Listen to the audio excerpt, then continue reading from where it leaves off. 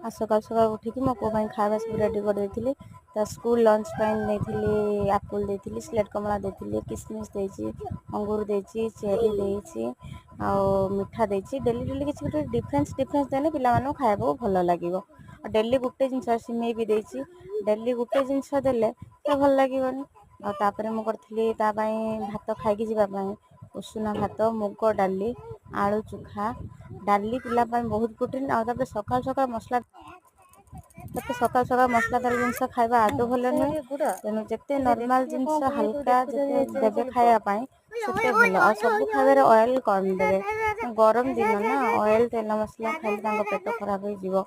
ଏମିତିରେ tuition travelling, school travelling, ଘରେ ଆସି ପୁଣି ଟ୍ୟୁସନ୍ ଟ୍ରାଭେଲିଂ, ଏମିତିରେ ଯାହା ଗରମରେ ପେଟ ଗରମ ହେଉଛି, ଦେହ ଆହୁରି ଅସୁସ୍ଥ ହେଇଯିବ। ତେଣୁ ମସଲାଦାର ଖାଦ୍ୟ ବିଲକୁଲ ନୁହେଁ।